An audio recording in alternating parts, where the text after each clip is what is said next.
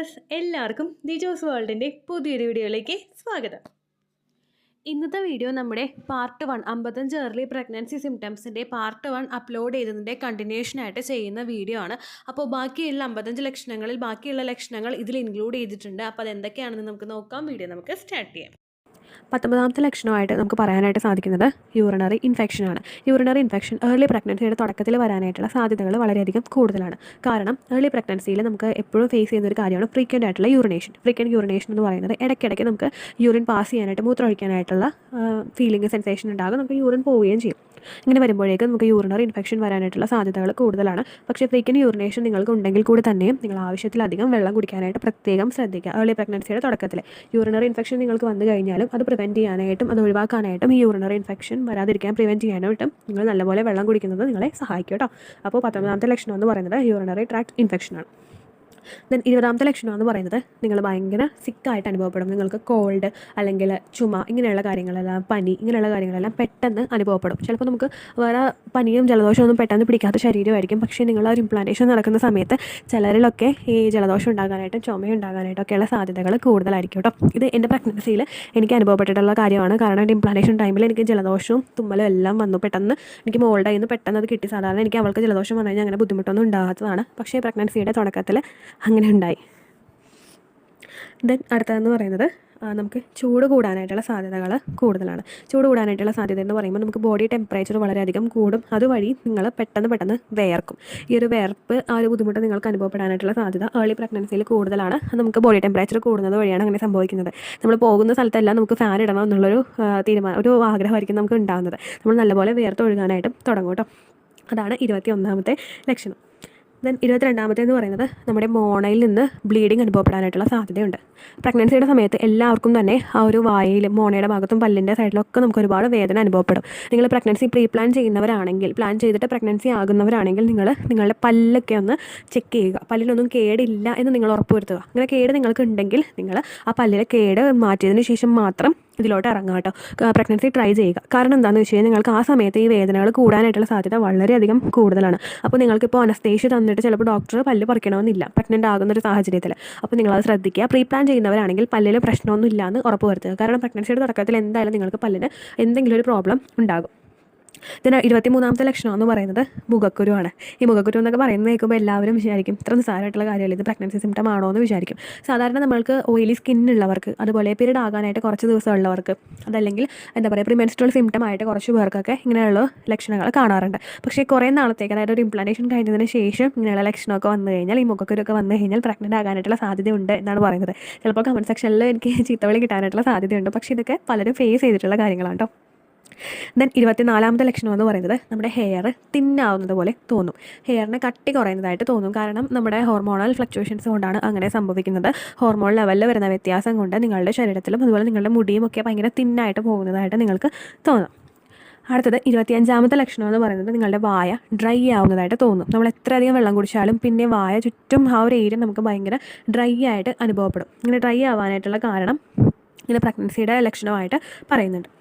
26ാമത്തെ ലക്ഷണം എന്ന് പറയുന്നത് നമ്മുടെ മൂക്കിൽ നിന്ന് ചോര വരുന്നതായിട്ട് തോന്നും. ഇത് ഭയങ്കര ചോര വന്നു കഴിഞ്ഞാൽ പ്രഗ്നൻസി ലക്ഷണം ആണെന്നല്ല കേട്ടോ. ചെറുതായിട്ടൊരു സ്പോട്ടിങ് പോലെയൊക്കെ നമുക്ക് ചിലപ്പോൾ മൂക്കിൻ്റെ ആ ഭാഗത്തുനിന്ന് അനുഭവപ്പെടാം. അങ്ങനെ അനുഭവപ്പെടുന്നത് പ്രഗ്നൻസിയുടെ ലക്ഷണമായിട്ടാണ് പറയുന്നത്. പക്ഷേ നിങ്ങൾക്ക് കൂടുതലായിട്ട് അങ്ങനെ അനുഭവപ്പെട്ട് കഴിഞ്ഞാൽ നിങ്ങൾ ഉടനെ തന്നെ ഡോക്ടറെ കാണണം കേട്ടോ. കാരണം പ്രഗ്നൻസി ആണ് എന്ന് മാത്രം പറഞ്ഞുകൊണ്ടിരിക്കരുത്. അങ്ങനെ നോസിൽ നിന്ന് രക്തം വന്നു കഴിഞ്ഞാൽ, നമ്മുടെ മൂക്കിൽ നിന്ന് രക്തം വന്നു കഴിഞ്ഞാൽ നിങ്ങൾ ഉടനെ തന്നെ ഡോക്ടറെ കാണണം. പ്രഗ്നൻസി ആണോ പ്രഗ്നൻസി അല്ല എന്ന് വിചാരിക്കരുത്. പക്ഷേ പ്രഗ്നൻസിയിൽ അങ്ങനെ ഉണ്ടാകാനായിട്ടുള്ള സാധ്യത കൂടുതലാണ്.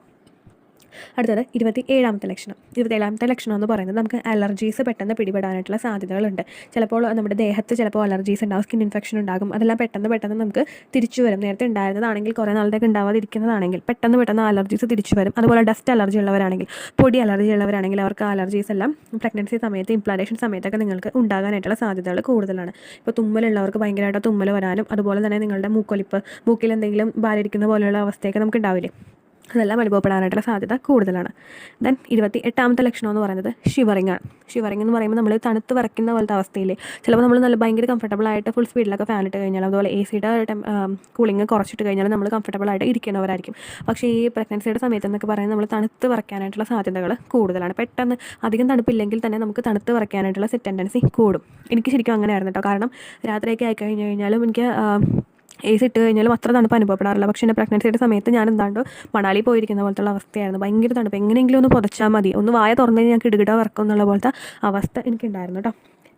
ദെൻ 29ാമത്തെ ലക്ഷണം എന്ന് പറയുന്നത് ലൂസ് മോഷനാണ്. നമുക്ക് ലൂസ് മോഷൻ അനുഭവപ്പെടാൻ, അതുപോലെ വയറ് നീര് വീണ ടൈപ്പിലുള്ള മോഷൻ പോകാനായിട്ടുള്ള സാധ്യതകൾ കൂടുതലാണ് കേട്ടോ. ഇത് പേഴ്സണലി ഞാൻ ഫേസ് ചെയ്തിട്ടുള്ളൊരു കാര്യമാണ്. എൻ്റെ മോളെ പ്രഗ്നൻ്റ് ആയിരിക്കുന്ന സമയത്ത് എനിക്ക് കോൺസിക്വൻ്റ് ആയിട്ട് ലൂസ് മോഷൻ അനുഭവപ്പെട്ടു. അതുപോലെ എനിക്ക് വയറ് ഭയങ്കരമായിട്ട് നീര് വീണ പോലെ അത്തരത്തിലുള്ള ഭയങ്കര വേദനയോട് കൂടിയിട്ട്, എന്നാൽ ലൂസായിട്ട് തന്നെ, ഭയങ്കര ലൂസ് വാട്ടറി അല്ല, അല്ലാതെ കുറച്ച് ലൂസായിട്ട് തന്നെ മോഷൻ കണ്ടിന്യൂസ് ആയിട്ട് പോകാനായിട്ട് തുടങ്ങി. അപ്പോൾ ഞാൻ വിചാരിച്ചു ഫുഡിൽ നിന്ന് കിട്ടിയ വല്ല ബുദ്ധിമുട്ടാണോ, അല്ലെങ്കിൽ ഇപ്പോൾ വണ്ടി ഓടിക്കുന്നതുകൊണ്ടുള്ള ബുദ്ധിമുട്ടാണോ എന്നൊക്കെ ഞാൻ ഒരുപാട് ഡൗട്ട് അടിച്ചിരുന്നു.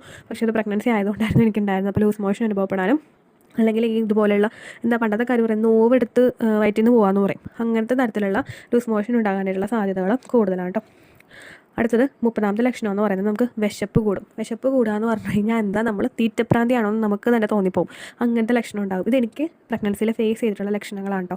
കൂടുതലും ഞാൻ ഇൻക്ലൂഡ് ചെയ്തിട്ടുള്ളത് എനിക്ക് പ്രഗ്നൻസിയിൽ ഫേസ് ചെയ്തിട്ടുള്ള ലക്ഷണങ്ങളൊക്കെയാണ്. അപ്പോൾ വിശപ്പ് കൂടുക എന്ന് പറയുമ്പോഴേക്കും ഞാൻ ശരിക്കും എൻ്റെ ഹസ്ബൻഡിനോട് പറഞ്ഞിട്ടുണ്ട്, ഇനി വരുന്ന കുട്ടി വല്ലതും ഇത്ര വിശപ്പുള്ള കുഞ്ഞാണോ ഈ വരുന്നതെന്ന് ഞാൻ ചിന്തിച്ചിട്ടുണ്ട്. പക്ഷേ എൻ്റെ മോൾക്ക് ഒട്ടും വിശപ്പില്ല എന്ന് പറഞ്ഞാൽ നമുക്കൊന്നും വേണ്ട, അങ്ങനെയുള്ളൊരു രീതിയാണ് നമുക്ക്. പക്ഷേ നമുക്കെന്ന് പറയുന്നത് ആ പ്രഗ്നൻസിയുടെ സമയത്ത് ഭയങ്കരമായിട്ട് അപ്പോൾ ഭക്ഷണം കഴിക്കാനായിട്ട് നമുക്ക് ഫീൽ ചെയ്യുമായിരുന്നു. ഭക്ഷണം കഴിച്ച് കൈ കഴുകി ഒന്ന് സെറ്റിൽ ഇരുന്നിട്ടുണ്ടാവുള്ളൂ, അപ്പോഴേക്കും പിന്നെ ഭക്ഷണം കഴിക്കാൻ തോന്നും. ഇങ്ങനെയുള്ള ഹങ്കർ നമുക്ക് കൂടാനായിട്ടുള്ള സാധ്യതകൾ കൂടുതലാണ് കേട്ടോ.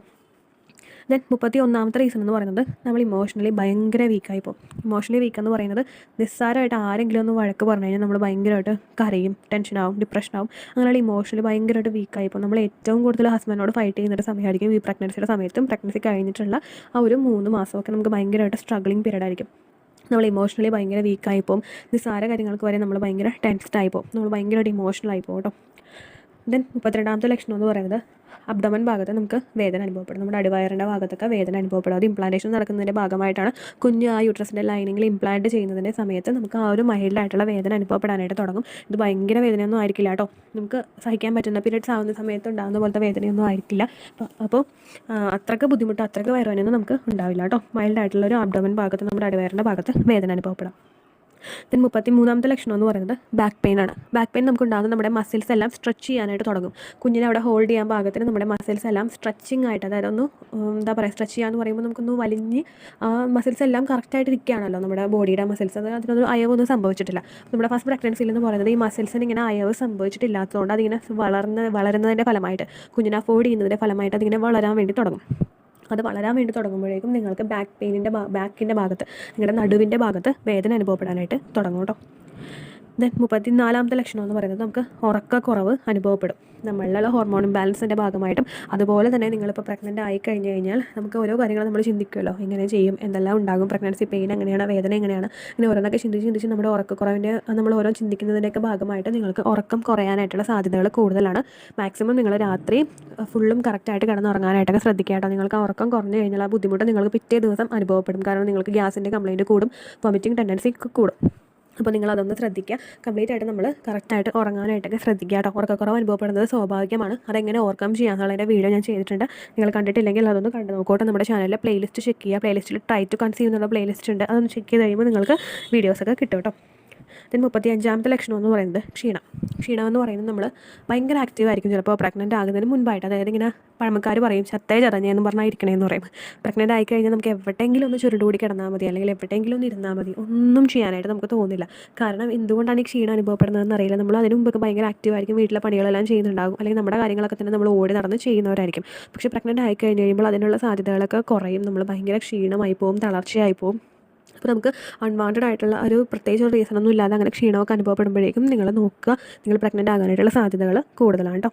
ദെൻ ലാസ്റ്റ് ആയിട്ടുള്ള 36ാമത്തെ ലക്ഷണം എന്ന് പറയുന്നത് നമ്മുടെ ഹാർട്ട് റേറ്റ് കൂടുന്നതായിട്ട് തോന്നും. ഇതിപ്പോൾ നമ്മളുടെ ശരീരത്തിലുണ്ടാകുന്ന ഓക്സിജൻ സപ്ലൈയുടെ വ്യത്യാസം കൊണ്ടും, അതുപോലെ നമ്മൾ വർക്ക് ചെയ്യുമ്പോൾ നടക്കുമ്പോൾ ഇങ്ങനെയുള്ള വ്യത്യാസങ്ങളൊക്കെ അനുഭവപ്പെടുമ്പോൾ നമ്മുടെ ഹാർട്ട് നല്ലപോലെ ബീറ്റ് ചെയ്യുന്നതായിട്ട്, അതായത് ഭയങ്കര സ്പീഡിൽ നല്ലപോലെ ഇങ്ങനെ തുടിച്ച് ഇങ്ങനെ ബീറ്റ് ചെയ്യുന്നതായിട്ട് നിങ്ങൾക്ക് അനുഭവപ്പെടും. 37ാമത്തെ ലക്ഷണം എന്ന് പറയുന്നത് ഹൈ BP ആണ്. നമുക്ക് ഏർലി പ്രഗ്നൻസിയുടെ തുടക്കത്തിൽ നമ്മുടെ BP ലെവലിൽ ഫ്ലക്ച്വേഷൻ ഉണ്ടാകും. നമുക്ക് രക്തസമ്മർദ്ദം കൂടാനായിട്ടുള്ള സാധ്യതകൾ കൂടുതലാണ്. പിന്നെ നിങ്ങൾ ഡോക്ടറെ കാണാനായിട്ട് പോകുമ്പോൾ നിങ്ങൾ ഓൾറെഡി ഒരു BP പേഷ്യൻ്റ് ആണെങ്കിൽ അതും നേരത്തെ തന്നെ ഇൻഫോം ചെയ്യാം കേട്ടോ. അപ്പോൾ ബി പിയിലുള്ള രക്തസമ്മർദ്ദത്തിലുള്ള ഒരു ഫ്ലക്ച്വേഷൻ നമുക്ക് അനുഭവപ്പെടാം. കാരണം നമ്മുടെ ശരീരത്തിൽ ഒരുപാട് രക്തയോട്ടം വളരെയധികം തിടുക്കത്തിൽ നടക്കും. കാരണം കുഞ്ഞിനും ഓക്സിജൻ സപ്ലൈയും ബ്ലഡ് സപ്ലൈയും ഒക്കെ പോകുന്നുണ്ട്. അപ്പോൾ അതുകൊണ്ടാണ് ബി പിയിൽ ഫ്ലക്ച്വേഷൻ ഉണ്ടാകാനായിട്ടുള്ള കാരണം. ദെൻ 38ാമത്തെ ലക്ഷണം എന്ന് പറയുന്നത് വെയിറ്റ് ഗെയിൻ ആണ്. വെയിറ്റ് ഗെയിൻ എന്ന് പറയുമ്പോഴേക്കും നമ്മുടെ ശരീരം വണ്ണം വെക്കാനായിട്ട് തുടങ്ങും. ഓൾറെഡി കുഞ്ഞ് നമ്മുടെ ശരീരത്തിലുണ്ട്. അപ്പോൾ വെയിറ്റ് നോക്കുമ്പോൾ ഓരോ തവണയും രണ്ടാഴ്ച കൂടുന്തോറും നമ്മുടെ വെയിറ്റ് ഇൻക്രീസ് ആവും. പിന്നെ നമ്മൾ നോർമലി ഭക്ഷണം കൂടുതൽ കഴിക്കുമല്ലോ. കാരണം കുഞ്ഞിന് വേണ്ടിയിട്ടുള്ള തരത്തിലുള്ള ഹെൽത്തി ആയിട്ടുള്ള ഭക്ഷണങ്ങളാണ് നമ്മൾ കഴിക്കുന്നത്. അപ്പോൾ വെയിറ്റ് ഗെയിൻ ഉണ്ടാകാനായിട്ടുള്ള സാധ്യതകൾ കൂടുതലാണ്. ദെൻ 39ാമത്തെ ലക്ഷണം എന്ന് പറയുന്നത് ഹാർട്ട് ബേൺ ആണ്. ഹാർട്ട് ബേൺ എന്ന് പറയുന്നത് നെഞ്ചരിച്ചിൽ. നമുക്ക് ഗ്യാസിൻ്റെ കംപ്ലയിൻറ്റ് ഉണ്ടാകുന്നത് പോലെ തന്നെ ഉണ്ടാകുന്നതാണ് ഈ നെഞ്ചരിച്ചിൽ എന്ന് പറയുന്നത്. നെഞ്ചരിച്ചിലൊക്കെ അനുഭവപ്പെടുമ്പോൾ നമ്മൾ ഒരുപാട് വെള്ളം കുടിക്കാനായിട്ടൊക്കെ ശ്രദ്ധിക്കുക കേട്ടോ. ഗ്യാസിൻ്റെ കംപ്ലയിൻറ്റ് മാക്സിമം വരാതിരിക്കാനായിട്ട് നിങ്ങൾ പ്രത്യേകം ശ്രദ്ധിക്കുക. ഭക്ഷണമെല്ലാം കുറഞ്ഞ ഇടവേളകൾ നിങ്ങൾ കഴിക്കുക. ഒറ്റയടിക്കിരുന്ന് ഒരു നേരത്തെ ഭക്ഷണം മുഴുവൻ കഴിക്കാതെ മീൽസ് മാക്സിമം സ്പ്ലിറ്റ് ചെയ്ത് കുറച്ചായിട്ട് കഴിക്കാനായിട്ട് ശ്രദ്ധിക്കുക കേട്ടോ. ഓക്കെ, അപ്പോൾ ഹാർട്ട് ബേൺ ആണ് 39ാമത്തെ ലക്ഷണം. ദെൻ 40ാമത്തെ ലക്ഷണം എന്ന് പറയുന്നത് തലകറക്കം. നമ്മൾ പെട്ടെന്ന് ഫെയിൻ്റായിട്ട് പോകും. ഫെയിൻ്റായിട്ട് പോകുക എന്ന് പറയുന്നത് നമ്മുടെ തല ഒന്ന് പാളി പോകുന്നത് പോലെ നമുക്ക് തോന്നും. എന്തെങ്കിലും ജോലി ചെയ്തുകൊണ്ടിരിക്കുന്ന സമയത്തൊക്കെ ഇത് അനുഭവപ്പെടാനായിട്ടുള്ള സാധ്യത കൂടുതലാണ്. അപ്പോൾ തലകറക്കമൊക്കെ വന്നു കഴിയുമ്പോൾ നിങ്ങളതൊന്ന് ശ്രദ്ധിക്കുക. പ്രഗ്നൻസിയുടെ ഭാഗമായിട്ടാണോ ഇത് ഉണ്ടാകുന്നതെന്ന് ശ്രദ്ധിക്കുക കേട്ടോ. എൻ്റെ പ്രഗ്നൻസിയിൽ എനിക്ക് ഈ തലകറക്കം ഉണ്ടായിരുന്നു. കാരണം പെട്ടെന്ന് ഞാനൊന്ന് തേങ്ങ ചിരകിക്കൊണ്ടിരിക്കുന്ന സമയത്തൊക്കെ പെട്ടെന്ന് ഫെയിൻ്റ് ആകുന്ന പോലെയൊക്കെ തോന്നുമായിരുന്നു കേട്ടോ. ഓക്കെ, ദെൻ 41ാമത്തെ ലക്ഷണം എന്ന് പറയുന്നത് ഹെഡ് ഏക്ക് നമുക്ക് ഈ ഒരു സമയത്ത് ഉണ്ടാകാനായിട്ടുള്ള സാധ്യത കൂടുതലാണ്. നിങ്ങളിൽ അനുഭവപ്പെടുന്ന ഹോർമോൺ ഫ്ലക്ച്വേഷൻസ് മൂലമാണ് ഈ തലവേദന നിങ്ങൾക്ക് അനുഭവപ്പെടുന്നത്. അപ്പോൾ അങ്ങനെയുള്ള ബുദ്ധിമുട്ടൊക്കെ നമുക്ക് ഏർലി പ്രഗ്നൻസിയിൽ ഉണ്ടാകാനായിട്ടുള്ള സാധ്യതകൾ കൂടുതലാണ് കേട്ടോ. ദെൻ 42ാമത്തെ ലക്ഷണം എന്ന് പറയുന്നത് നമ്മുടെ ദാഹം വളരെയധികം കൂടും. എത്രമാത്രം വെള്ളം കുടിച്ചാലും ഒന്നും ആയില്ല എന്നുള്ളൊരു രീതിയിലായിരിക്കും നമുക്ക് മുൻപോട്ട് പോകുന്നത്. നമ്മൾ എത്ര വെള്ളം കുടിച്ചു കഴിഞ്ഞാലും ദാഹം ശമിക്കാത്തതായിട്ട് നമുക്ക് തോന്നും. അപ്പോൾ അങ്ങനെ അനുഭവപ്പെടുമ്പോഴേക്കും നിങ്ങൾ നാരങ്ങ വെള്ളം ഇത്തിരി ഉപ്പിട്ട് കുടിക്കുന്നത് നല്ലതായിരിക്കും. അപ്പോൾ നമുക്ക് ദാഹം കിടുന്നതായിട്ട് നമ്മുടെ ശരീരത്തിൽ ഒരു എനർജി കിട്ടുന്നതായിട്ടൊക്കെ തോന്നും കേട്ടോ. അല്ലെങ്കിൽ നമുക്കിപ്പോൾ ഗ്ലൂക്കോസ് വെള്ളം കുടിക്കുന്നതും നല്ലതായിരിക്കും. ദെൻ ചിലവരിൽ 43ാമത്തെ ലക്ഷണമായിട്ട് കാണുന്നതാണ് ഹെയർ ഗ്രോത്ത് ഉണ്ടാകുന്നത്. അത് നമ്മുടെ തലമുടി ഗ്രോത്ത് ഉണ്ടാകാം, അല്ലെങ്കിൽ നമ്മുടെ ഐബ്രോസിൽ ഗ്രോത്ത് ഉണ്ടാകാം, അല്ലെങ്കിൽ നമ്മുടെ ഇൻറ്റിമേറ്റ് ആയിട്ടുള്ള ഭാഗങ്ങളിലും ഹെയർ ഗ്രോത്ത് ഉണ്ടാകാനായിട്ടുള്ള സാധ്യതകൾ കൂടുതലാണ് കേട്ടോ. ദെൻ 44ാമത്തെ ലക്ഷണം എന്ന് പറയുന്നത് സ്മെല്ലിൽ സെൻസിറ്റിവിറ്റി അനുഭവപ്പെടും. നമുക്ക് ഒരുപാട് ഇഷ്ടമായിട്ടുള്ള സ്മെല്ലുകളൊക്കെ നമുക്ക് ഒട്ടും ഇഷ്ടപ്പെടാതെ വരും. അല്ലെങ്കിൽ ആ ഒരു സമയത്ത് നമ്മൾ അനുഭവപ്പെട്ട് നമുക്ക് ചുറ്റും ഉണ്ടായിരുന്ന സ്മെല്ലുകളൊക്കെ നമ്മൾ വെറുത്ത് തുടങ്ങും. അപ്പോൾ ആ സമയത്ത് നിങ്ങൾ ഉപയോഗിച്ചുകൊണ്ടിരുന്ന സോപ്പിൻ്റെ സ്മെല്ല്, ഹാൻഡ് വാഷിൻ്റെ സ്മെല്ല്, സ്പ്രേയുടെ സ്മെല്ല്, ഈവൻ ഹസ്ബൻഡിൻ്റെ അടുത്ത് വരുമ്പോൾ ഉള്ള സ്മെല്ല് വരെ വെറുക്കുന്ന ഒരുപാട് സ്ത്രീകളുണ്ടാകും. കാരണം ആ പ്രഗ്നൻസിയുടെ തുടക്കത്തിൽ നിങ്ങൾക്ക് അങ്ങനെ അനുഭവപ്പെടുന്നത് കൊണ്ടാണ് അങ്ങനെ സംഭവിക്കുന്നത് കേട്ടോ. ദെൻ 45ാമത്തെ ലക്ഷണം എന്ന് പറയുന്നത് നമുക്ക് വളരെയധികം ബ്രസ്റ്റിൽ പെയിൻ അനുഭവപ്പെടും. നമുക്ക് ബ്രസ്റ്റ് തൊടാൻ പറ്റാത്ത രീതിക്കുള്ള ഒരു ബുദ്ധിമുട്ട് ഉണ്ടാകും. ഓക്കെ, അത് ഓൾറെഡി അതിൽ ഒരുപാട് വീഡിയോസിൽ ഞാൻ പറഞ്ഞിട്ടുണ്ട് ബ്രസ്റ്റിലുണ്ടാകുന്ന ചേഞ്ചസിനെ പറ്റിയിട്ടോ. അതാണ് 45ാമത്തെ ലക്ഷണം.